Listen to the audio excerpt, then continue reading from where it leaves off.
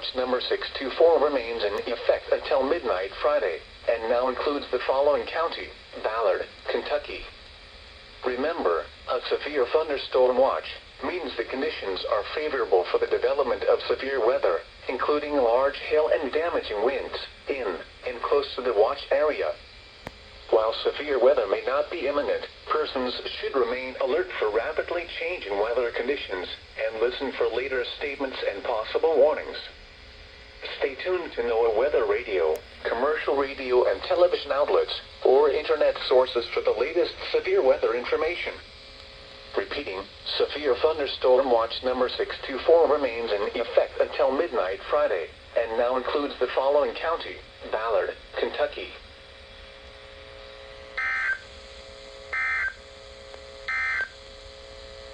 Severe thunderstorm watch